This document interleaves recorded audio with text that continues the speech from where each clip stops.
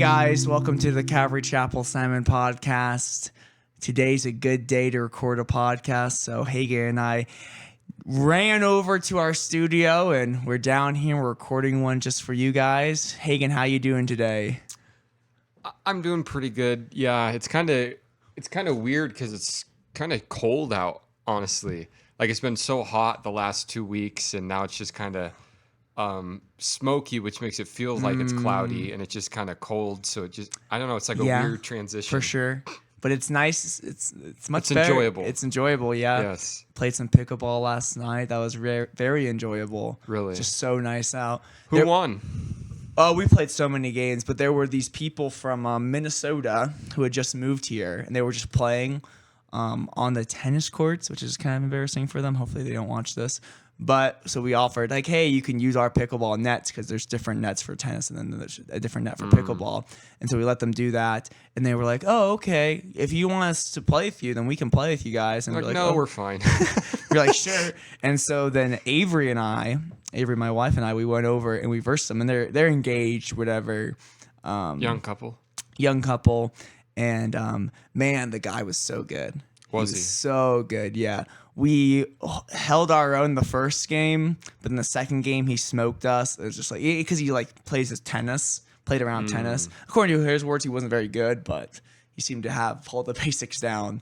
And so, yeah, just tennis. You can tell when you're playing pickleball that someone's like a tennis player because you're just like, man, they're good. So it's hard. But Avery and I, we were able to beat them 11-9.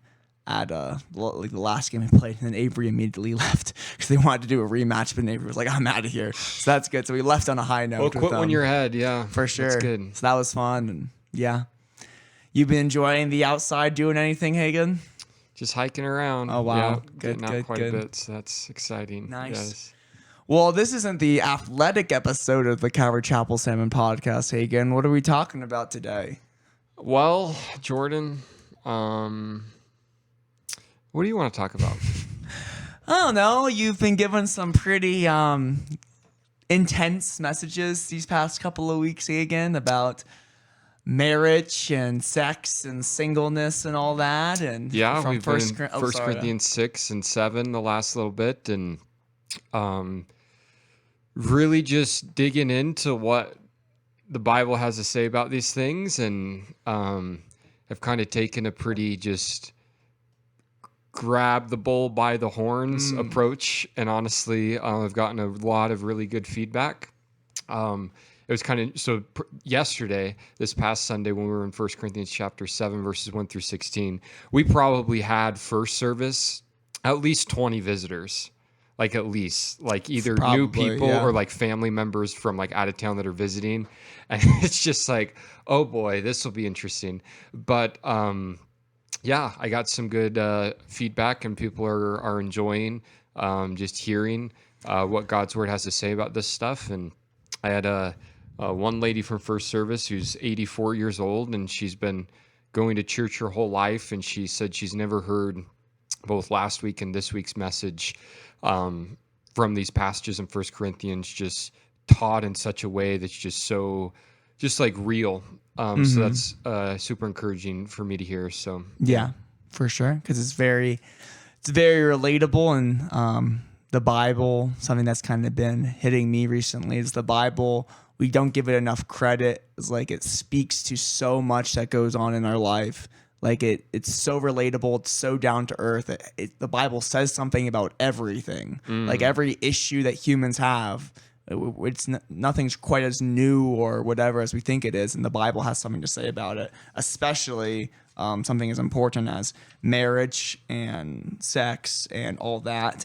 So today, Hagen, I kind of figured we could elaborate on some stuff. I'm sure you have some more thoughts in your dome as far as what you want to say. Oh, yeah, with what you just said about how the Bible like talks about all these things in our life. Yesterday, my friend from Calvary Chapel, Flathead Valley, he's the pastor there. His name's David Mercer. He shared this on Facebook. He said, the Bible tells us everything about the most important things. The Bible tells us everything about the most important things. People go, well, what about this thing that's not mentioned in the Bible? Well, I guess it's not important because the Bible tells us everything of the important things. Mm-hmm. And that's cool. Yeah, for sure. Yeah. I like that. So That's I just good. thought of that. Yeah, that's good. So, Hagen, we're kind of coming at this from maybe different perspectives. Different sides of the table. Different sides of the table. You're a single guy, or how, like you said yesterday, a single Pringle, but you have plenty of, well, maybe I don't know, plenty, but you have a good amount of dating experience. Do I have plenty of experience, Jordan? In the dating What can world. I say? Yeah. And I am married, and actually I don't have very much dating experience because we didn't date for that long. We just kind of got married. And so I've been married for a year now. And so it's very different worlds.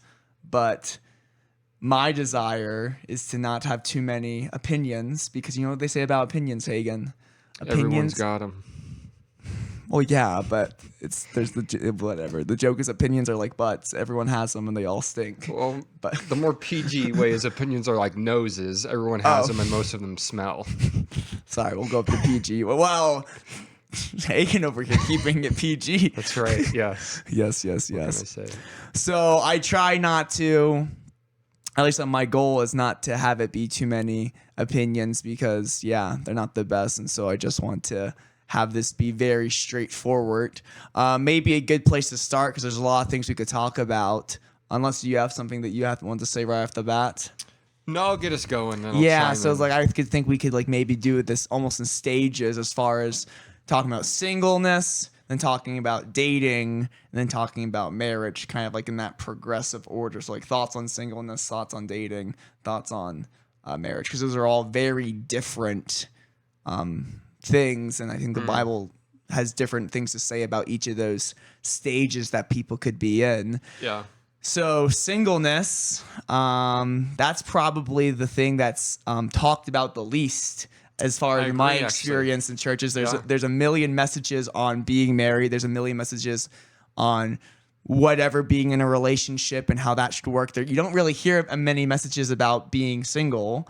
Yeah. But that's a lot of people. A lot of people are single, and it's a very important thing to talk about. I think there's a lot of myths about being single, especially as a Christian. Yeah. That's probably what we're going to be talking do some about. myth busting here today. Maybe a little bit. Okay, Yeah. There's a lot of opinions out there as far as you're single and a Christian. What's up with that? And so, do you think, what are your opinions on being a single Christian from your vantage point? Yesterday on Sunday, you talked about how sometimes it gets a little annoying when people are always trying to set you up with people. Yeah, not even set me up with people, but just the idea of, and again, it's a natural thing, but people believe whatever season of life they're in is the best life, and everyone else needs to get to that season. So married people look at single people and think you need this. People who start having kids look at married people who don't have kids and think you need to start having kids. So it's just like this thing that we do naturally. Yeah. So there's just like this, I don't know, not looking down on, but maybe almost looking down on, in a way of like, you just need to get to the level of life that I'm at in order to truly be happy, or in order to truly understand life, or in order to truly know what love means, or in order to whatever, you know. So what would you say to the single person who's not like you? And by the way, Hagen, I think you're probably the most content person, or one of the most content people I've ever met. Well, do you know why that is? Do tell. And this will sound prideful, but it's just honest. I believe I'm the most blessed person. Well, hey. Like I told someone yesterday, like I wouldn't trade my life with anyone else's, with where I'm at and what I have. And there's things I wish I had that I don't have, for sure, whether that's physical things or other things. But it's just like, yeah, like I just am content with where Jesus has me and what he's blessed me with. And that's a good place to be. For sure. So what would you say to a single person who's maybe a Christian and is not content, or is really struggling with their singleness? What would you say to them? Who is like really thinks they need to be in a relationship? Yeah, maybe they're feeling the pressure, or maybe they're just like, man, I've been single for so long, or man, they see all their friends getting married and they're just discouraged by that. Or... Yeah, I think they should hang out with married people and they'll realize, whoa, this is not all it's cracked up to be. maybe it's okay to be in this Yeah. season of singleness. Yeah. Cool. There you That's, go. there is a, and you can maybe speak that there is maybe a, there are some interesting expectations that maybe you have before you're married and then you become married. And it's like maybe not all that you fantasize or dreamed it would be. It's much more realer than people maybe imagine. Like it's not this fairy tale per se. Oh, for sure. So just coming to that reality, like it's a trick of the mind or of your emotions to think that, like I kind of mentioned yesterday, if only I could get married, then I'd be happy, or then I wouldn't be alone, or then I wouldn't. And it's like, that's just not true. Like if you can't be content with you and Jesus, you're not going to be content when you get married. You're not going to be content when you have kids. You're not going to be content when you get the new job. You're not going to be content when you buy the new vehicle. Like you'll always be empty if you're empty. So you have to learn how to not be empty. And then when you get these things, then you can actually enjoy them. So Yeah. I think a big thing as far as having that mindset of just being content when you're single, and this is something that I think maybe you would agree with, but I think it's what the Bible says, so hopefully. This idea is like, don't look for like relationships. Don't take all your time and energy and mental energy pursuing relationships, because that's what single people can sometimes do. I think particularly single guys, it's like, well, what about this girl? Well, if I talk to this girl, what if I text this girl? And we just kind of are always thinking about, well, what if I talk to her? What if I get with her or whatever? And I think we actually are told not to do this. And one of my favorite, well, maybe not one of my favorite verses, but one of the coolest verses in 1 Corinthians chapter 7, where we're at, but actually in the next section, verse 27, Paul says, "Are you bound to a wife? Do not seek to be loosed. Are you loosed from a wife? Do not seek a wife." And I think that's when I first heard that kind of taught in a sermon, that kind of blew my mind that the Bible would just like clearly teach that, kind of going back to like the Bible's down to earth and has something to say. Like, if you're single, don't look for a wife. Don't just be happy, be content with where you're at, and don't try and don't make all these plans in your head of, well, what if I do this? And if I go here, I could meet this person. Like, no, do not look for a wife. Now, on the other side of that, the other side of the coin, the Bible says in Proverbs, he who finds a wife finds a good thing. So there's this idea of like, if I find a good godly woman or a good godly husband, if you're a girl, that's a great, awesome thing, but don't look. I'm imagining like you almost stumble upon it. Like, oh, wow, there's this cool person. I wasn't even looking for her, and she's just here, and we like each other, and the doors are opening, and it's cool. But yeah, I think we do ourselves a big disservice if you're single by just spending all our time and mental energy looking for a wife. Well, the Bible says don't do that. Be content with where you're at. That's a big thing in 1 Corinthians chapter 7, verse 17. Paul says, wherever you were called. Do you just want to teach 1 Corinthians next week? No, it's okay. I just really like this section. Paul says, wherever you were called, be content with that. If you were called as a slave, be content as a slave. If you were called as a master, be content as a master. If you were called married, be content married. If you were called single, be like, wherever Jesus found you, be there, and it's okay. And if Jesus moves you out of that, that's cool, but just be happy with that. So I think that's a big thing. Yeah, and I think there's a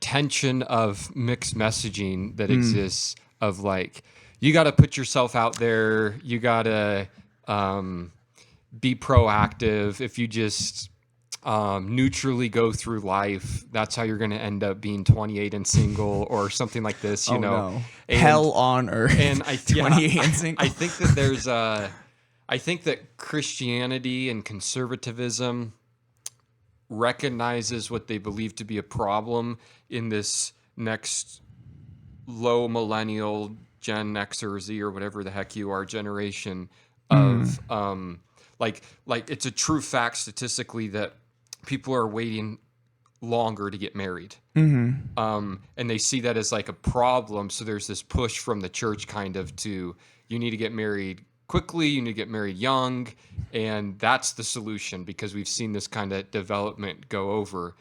And I don't think that's either right or wrong. I just think it's a way of doing it. But I just think it is kind of dangerous and maybe damaging sometimes to like push on young people.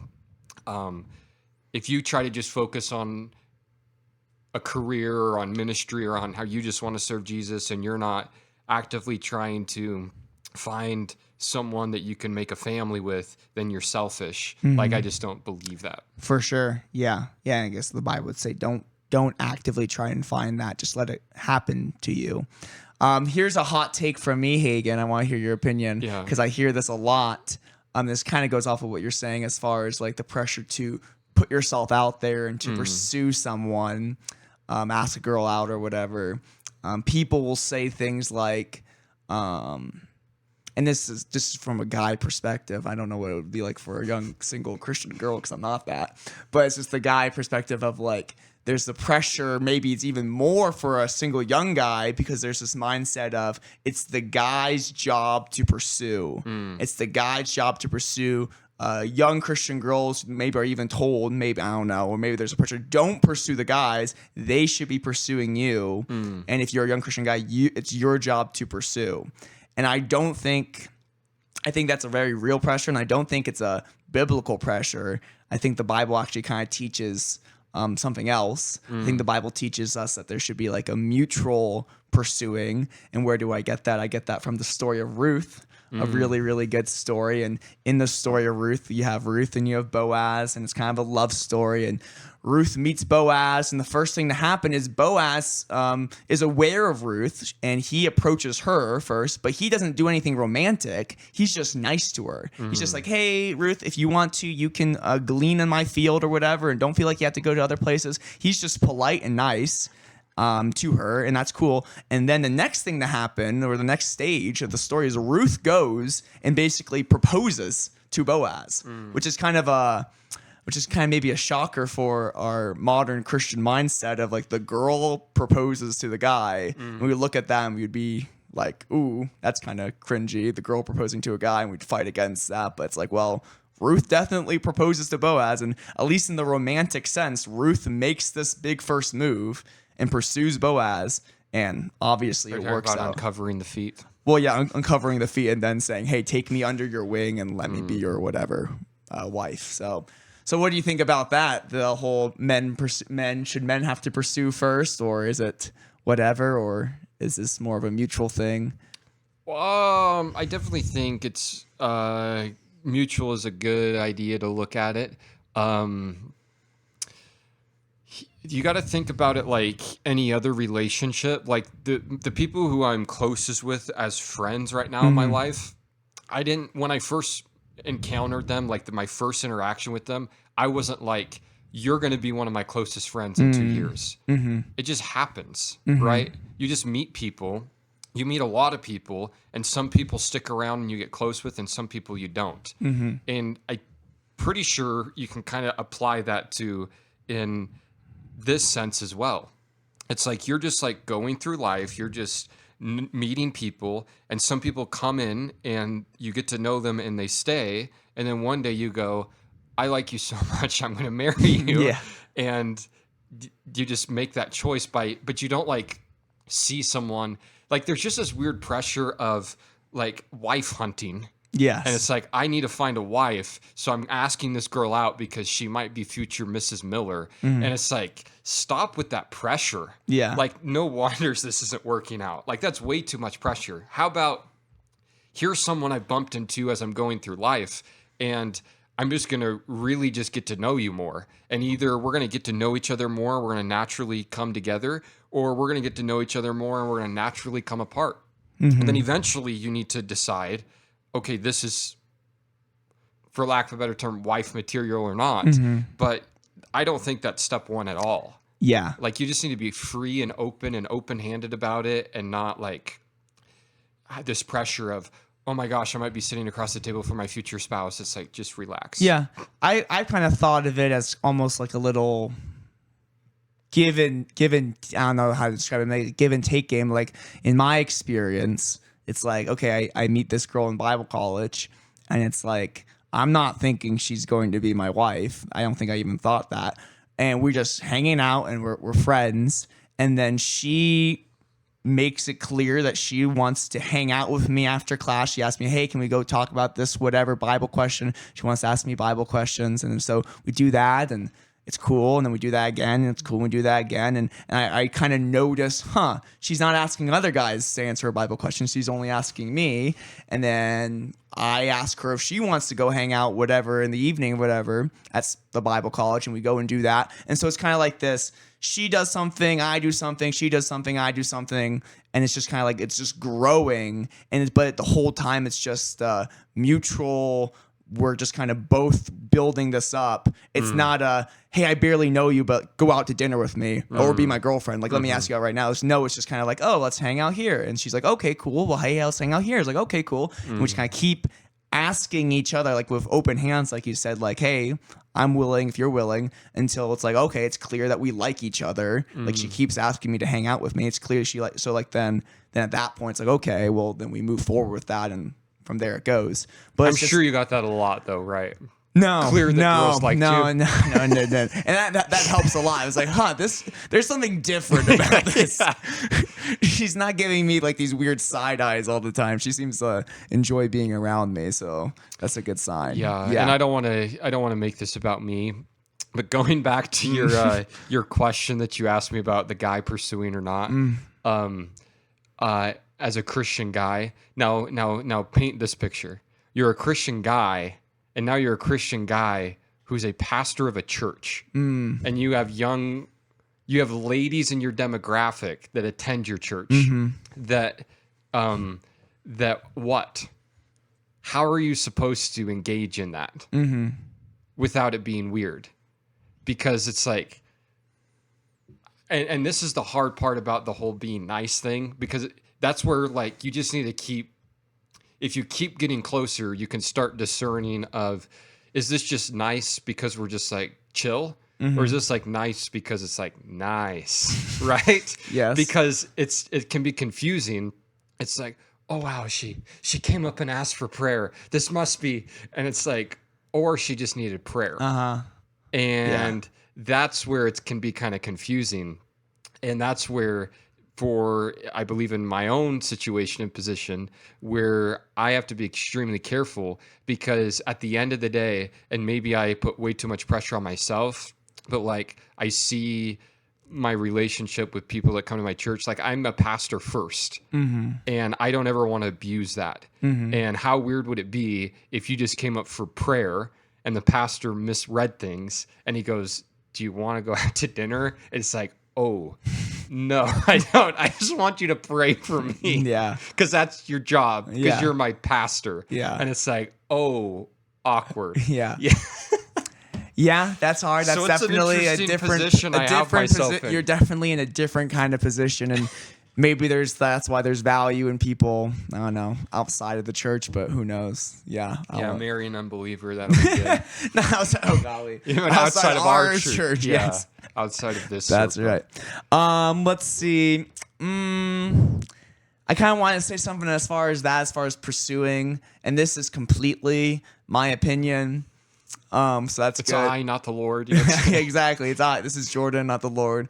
But as far as like my experience and then just watching other people, if you like someone, don't like text them too much. I think this is like a very like modern Is thing. this good practical Yeah, I advice think for this is people? very practical advice. Like I think, especially I think as guys, like we're nervous, we're shy. It's hard. Sometimes girls are scary. Sometimes talking to girls are scary. And so it's very easy to just kind of like have this little whatever, especially in this modern world, just like always talking to them over text. But then when you go and talk to them in person, it's like way different. And he's like, okay. And I experienced this kind of way when I was way younger, but it's just like worlds get created through texting and then your mind and your imagination. And texting is way easier to misread things or to think a girl likes you way more than she does or whatever. And so my advice would be, if you like someone, don't even really text them too much, like at all. Yeah, just don't do that, because then it will just kind of make you think that they like you or make you feel certain way, or just kind of lead to you creating all these whatever in your mind. Like, just talk to them in person, get to know them in person, get to know them in groups or whatever. but don't. So that's my soapbox for that. And Yeah. that's hard if you're a teenage guy or young adult guy, because everyone likes feeling liked. Mm-hmm. And there's a great way that you can feed into stroking your ego by having these conversations through text. Mm-hmm. Because it just like makes you feel validated. Oh man, she's thinking about me, but It's not just, real. Yeah, it's kind of fake, and you just need to be real careful. Yeah. And then the other thing is, I've really only been in like 2 serious relationships as an adult, but both of those I regret how quickly I moved into putting a label on it, like calling it dating. Like I wish we would have just hung out more. And I see that error a lot when relationships don't go well. That's one of the problems I see. It's like, just enjoy being friends. Don't get too excited about needing to be like, be my girlfriend, be my boyfriend. Like, hang out for a while, probably. That's okay.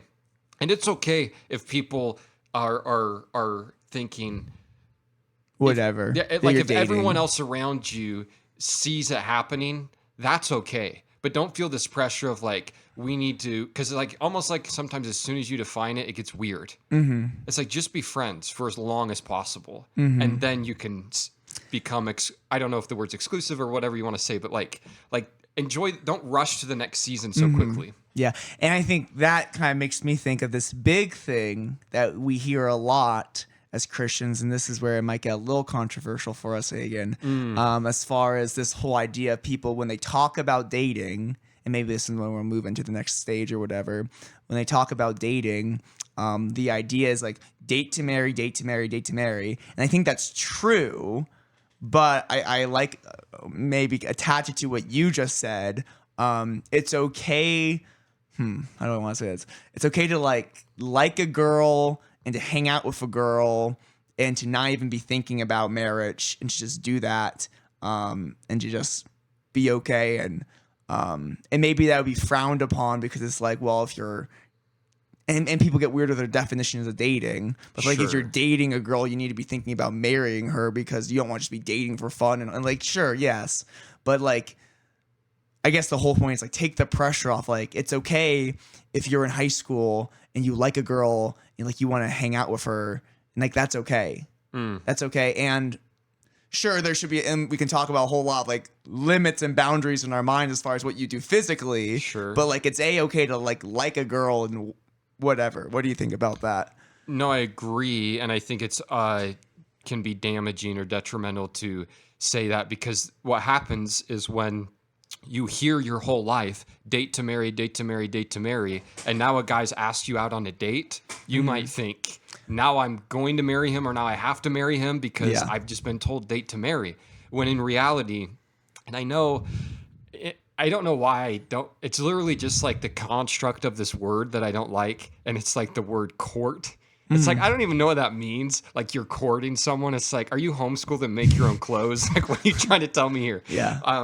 But like, you date to marry, I would say no. You date to find out who you want to marry. You're not dating to marry. You're dating to figure out who you want to be your girlfriend, who you want to propose to, who you want to marry. But so I think you're like preloading the process when you say date to marry. Dating is getting to know people. To me, that's what dating is. Now, should you be in a serious relationship like boyfriend and girlfriend if you're not planning on getting married? Probably not. So that's where I draw the line. But dating to me is not, dating is getting to know people or going on a date. It's like, let's go to the movies. Oh, he asked me to the movies. Now in 2 years, he's bound to be my husband. It's like, chill out. Yeah. Like, stop. That's important. Take a break. Yeah. It's okay. Yeah. Take the pressure away. For sure. But it's the pressure's there as kind of like a safeguard. And I understand why people have this mindset, because the idea is like, okay, well, you're dating. That means you must be doing all these physical things and you're kissing and you're whatever. And it's like, okay, well, if that's involved. Eye contact. Premarital eye for contact sure, and all is that a other serious stuff. problem in the church today. Amen, brother. Yes. But it's like, yeah, so it's like but just like don't do that stuff. Just like you said, just hang out and whatever. And if you do end up dating a person, just don't, just take it very, very, very slow. One of my favorite verses from one of my favorite books, the best book in the Bible, Song of Solomon, chapter 7. I think chapter 7. I didn't even reference that these last 2 weeks. Oh, And really? I could have went You there. should right? have. Yeah, And you it could have didn't been even touch crazy. it, but You could, yeah, he didn't even touch it. But Song of Solomon, chapter 8, verse 4 says, "Do not awaken or stir up love before its time." Oh, yeah. I like that because it's like the awakening of love is sex. That's what it is. But the stirring up is everything that boys and girls do that kind of gets them in that mood or heading in that direction. Sure. And that's like making out, passionately touching, all sorts of things. And it's like, that's all the way I like how you described it 2 weeks ago. Is like anything that makes your heart go really fast and like you feel all sweaty and warm. It's like that kind of physical interaction. It's like, whoa, that's stirring up love before it's time. Sure. Don't stir it up. But here's the hard part, because that is such a good verse. But I don't know, 80, maybe even 90% of people have, and now you have a fire that you've kindled that you have to learn how to control, and that's hard, and that's the world we live in, and maybe that's a whole nother podcast we could do, but that is the walking with Jesus. How do I learn as a guy or a girl I've kindled something that I should have not kindled, but I've done it, whatever that is. There's variance there, and now I know I should not, but it's hard once you've awaken something to put it back to sleep. For sure. You know what I'm saying? Yes. And that's a real struggle. And whether if it's through like porn or whatever, like you can get awoken up by this stuff. And now all of a sudden you get to a place in your walk with Jesus where you're battling this stuff and trying to surrender it. And it's a real hard battle. And that's why that stuff like that's in there, because the best thing is to never even go there. But I know we live in a world that's not the best. Yeah. So we deal with a bunch of people that have been there. And it's like, now you have to be like super intentional to figure out how to not get this flame a burning, because it has a way of kindling quicker each time you kindle it. Yeah. You know what I'm saying? For sure. Yeah. Yeah, and so there's two people who, we'll just say adults, two people who are adults who have had sex outside of marriage. I think typically I would say that biblically you should just get married. Like if you're at that point, you should just get married and then you're good. And I think in Exodus there's this whole whatever about, hey, if a man entices a virgin, lies with her, then just marry her. You had sex with her. Now you have to marry her. That's the Old Testament law. And now we're not under the law, so there can be whatever. Sure. But like, if you liked her enough to whatever, then you should take responsibility for that. And now she's your wife. And now she might not be the best, but you're the one who kind of. And I think that does come back to the man at least. It's like, you did this. Now you have to live with it. And I think that's the biblical way to look at it. And like, she's the worst, she's whatever. Well, it's like, okay, well, you have to live with her now because you're the one who did this. Yeah. So, yeah, but obviously that there can be complications even there with a whole bunch because the world we live in. Sure. Yeah. Any other big myths or anything, Hagen? Well, and just like we saw this past Sunday in 1 Corinthians 7, just recognizing, and some people I know I kind of see that verse a little differently than how I hear a lot of people apply it, as far as Paul seeing his singleness as a gift. Like some people are gifted with celibacy or not, like type of a road they go down. But I just see it as a more surface level, like this season, see the season you're in as a gift if you're single. And I think I like, and I've never heard it explained like that, and I like that a lot because I've always heard it as a gift that some people have, and you might not even know that you have it, and it's just like God's predetermined that you're just going to be alone for the rest of your life. Thanks, and Jesus. it's just like, man, it's like I would pray, God, please don't give me the gift of singleness. Don't give me the gift of singleness. Yeah. And it's like, I just like the idea. It's like, no, it's a gift for the time that you're in now. And it's a gift. It's a cool thing. It's a good thing. And God wants to do something with it. And it might not last your whole life, but right now it's a gift. It's like a surface level. Like it's a gift for right now. It's not your whole life is this thing and you're just stuck. And it's like, yeah. So I like that way of looking at it much better. And yeah, I think if we taught it like that and explained it like that, it would take off a lot of pressure for young people, young Christians.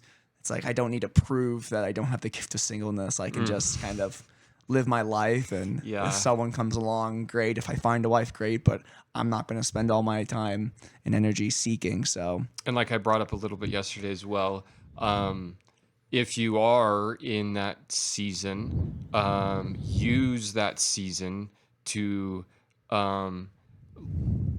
for lack of a better term, make you a better person. Like this is the time to work on yourself. This is the time to weed out things if you need to weed out things. This is the time to, this is it. And because if this is just a season of singleness, you're not going to be here forever. And so as practical as maybe even this is the time to get in shape. This is the time to go to the gym regularly. This is the time to stop drinking soda. This is the time to eat better food. Yeah. This is the time to create good habits in your life instead of bad ones. This is the time to save money. This is the time to get out of debt. Like see it as a preparation the time to save season, money. right? Yeah. But then also I don't want to paint this picture of the reason why you're single is because you're just not ready.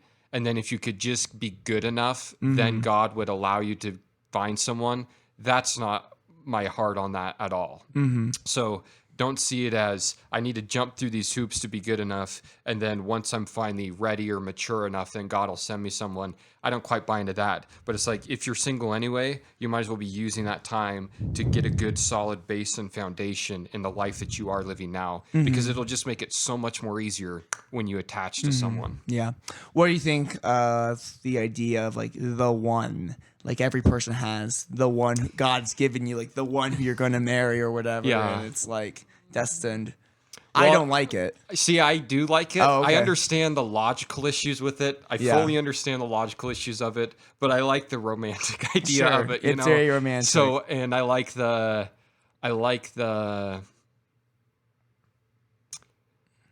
maybe God involvement of it as well. In the sense of like somewhere out there in the world right now, it's not just me finding anyone, but it's God has a one who he is getting ready for me in the same way that he's getting me ready for her.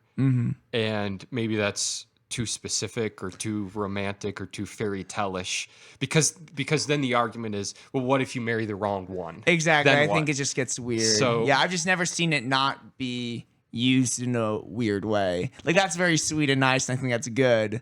But yeah, it's just like when you really play it out, it becomes weird. It's like, oh, what if I married the wrong one? Or I don't know. It's like, and the idea is like, well, I technically like you could. We get weird where it's like I need to have this person like meet all these criterias. And like this person who I need to marry needs to be just like this. And if they're not like this, then they're not the one. And it's like, no, the person who you're going to marry is like broken and a sinner just like you. And so don't have all these weird, like the one criteria where it's like, it's this person. It's like, no, they're going to be broken and a sinner just like you. Yeah, you'd hate for them to really have all their life together because then they're going to be living with you and you're going to really screw them up. Yeah, yeah. And the idea is like, this sounds weird, but I like it. It's like you could marry anyone who's sure. a girl. Who's a girl. That's important. Yeah. But like you could marry anyone, and it's like, and if you just follow what the Bible says, like love your wife, submit to your husband, whatever, you could make it work. Sure. Not to say that like you should marry anyone. Yeah. That's not a good And idea. but do you believe in compatibility? Oh, for sure. Yeah. Yeah. And again, as someone who observes people, I can observe people who appeared to just marry anyone, and they're married and they're doing okay.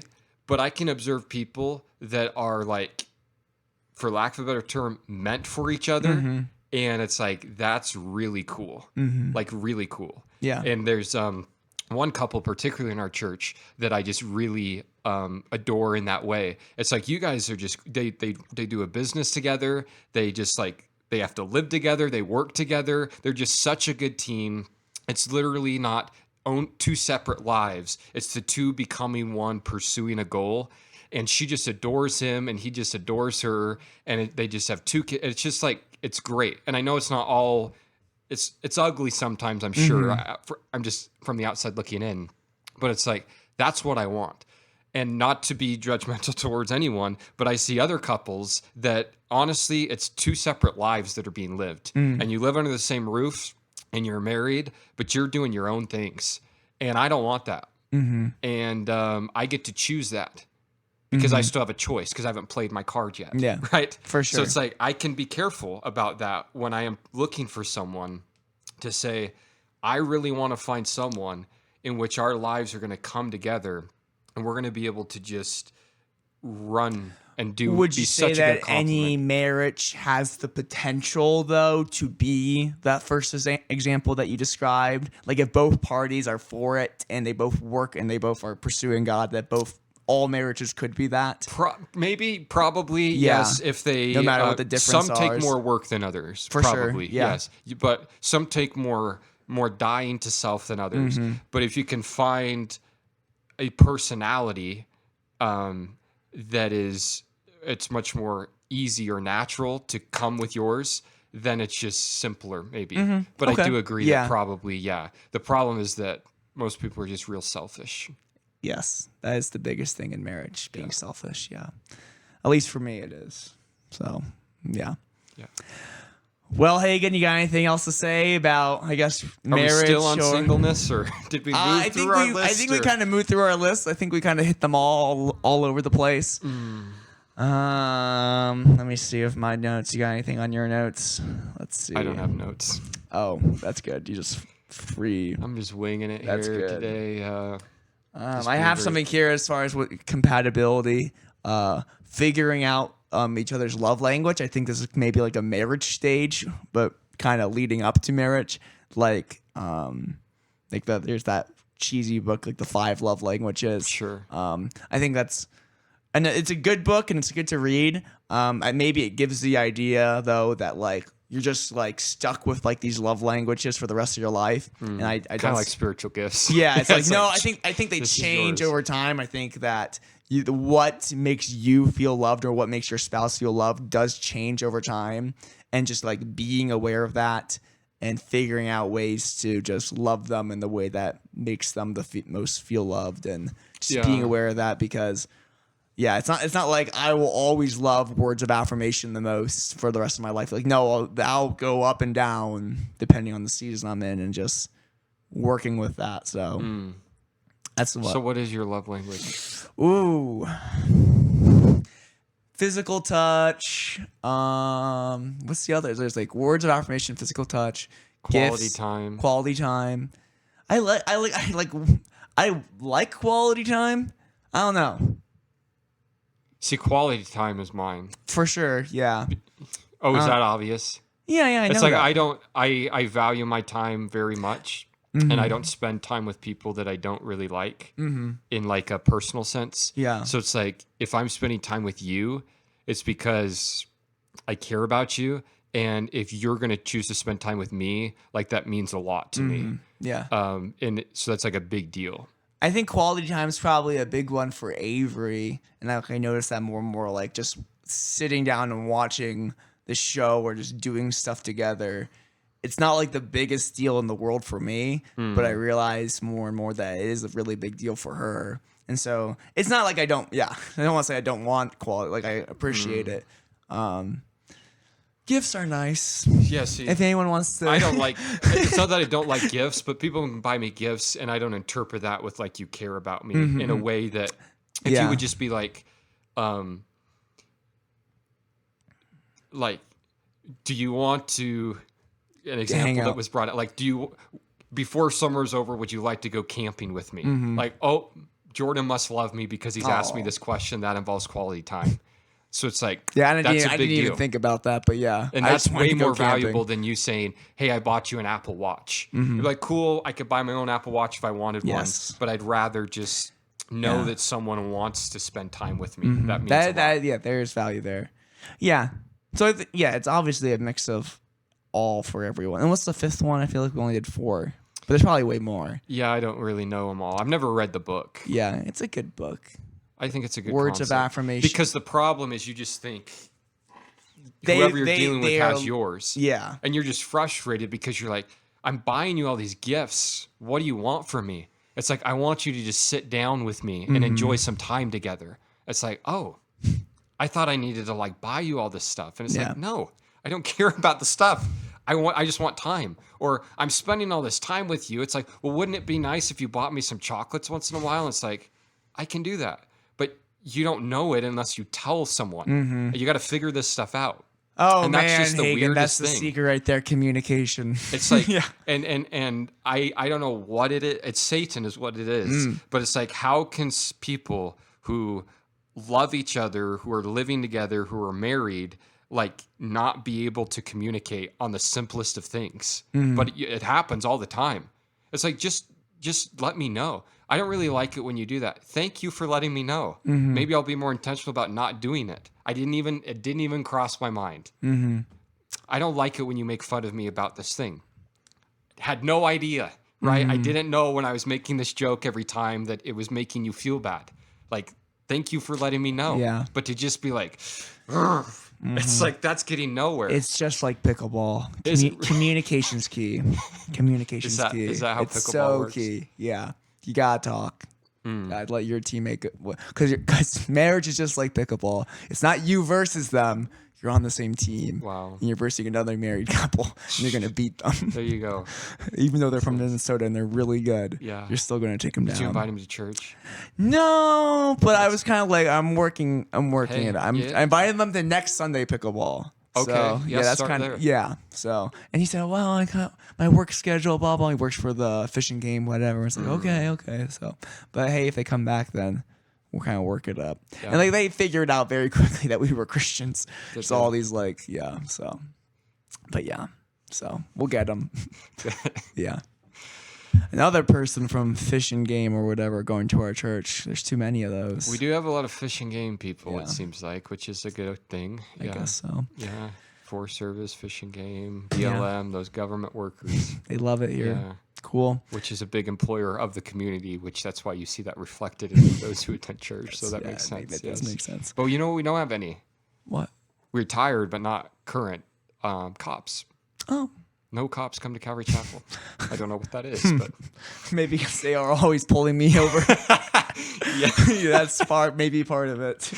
Like, I don't want to go there. They let that guy give announcements and. Well, Hagen, it's been a good chat. I feel like we got some good stuff. Yeah, we covered some stuff, and obviously there's a lot to talk about in that, but kind of the conclusion of it all is just enjoy the season you're in. And don't be weird. Yeah, don't be weird. And if you, it's pray about these things, and just have fun. Like have fun in whatever season you're in. Have fun, be faithful in whatever season you're in, and when it's right, God will make it happen.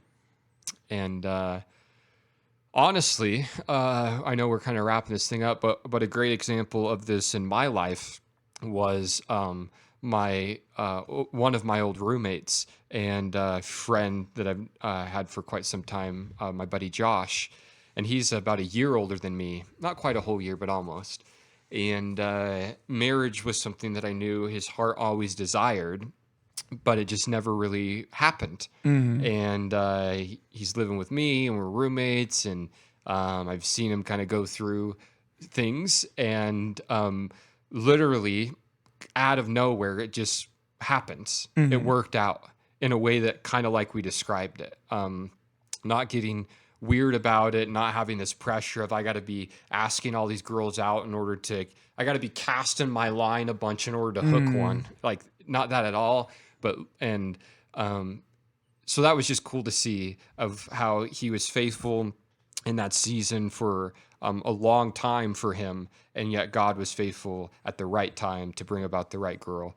And now, anytime soon, they're going to be having their first baby. Yeah. So that's Anytime. exciting. That's super exciting. But yeah, so it does work itself out. And we get really impatient and rush into things. And you can just do some study on the life of Abraham and Sarah about impatientness and kind of the messiness that brings about. It's like trusting God is really what it's For about. sure. So, And read 1 Corinthians chapter 7. Read ahead. yeah. It's just some really good stuff in there. It's Yeah. about like, just be happy with where you're at, and don't spend all your time looking for something that you don't have. And that's a huge problem. For sure. And that's what like we do with all the time. Instagram or whatever. Yeah. Like I just follow people that look better than me, that Have are more- funnier than have me, more money. that have more money, that have the car that I wish I had, that have the dirt bike that I wish I had, that have the life that I wish I have, or whatever. And we just become so much of watching other people live a life that maybe they actually do have those things, but it's fake in a sense because they're just capturing the best of it. Like I only put cool stuff on my Instagram, right? I've never Felt really sad today. yeah, Spent Saturday alone. here's me doing something dumb. Yeah, Yeah. it's just like it's when I climb a mountain or travel. That's all I use my Instagram for. So people could easily look at my Instagram and be like, "Wow, he's always hiking mountains. He's in Mexico. He's in Peru. He's in the Republic of Georgia." Like that's the stuff I post. Like there's all these other days in between where it's not as glamorous as it looks. Yeah. So. Man. But you can just be trapped and lied to of believing that people's lives are better than yours, and it's not true. People have the same issues you have. They have the same struggles you have, or they have even worse ones. So be glad you have the problems you have. Yeah. Just be happy. Just be happy. Don't worry. Be content. happy. Be happy. Yes. Cool. Well, hey, thank you so much for chatting with me today, Hagen. Yeah, I'm glad we could get together, Jordan. Thank you for listening, guys. We hope that you have a fantastic day. Catch you later. See ya.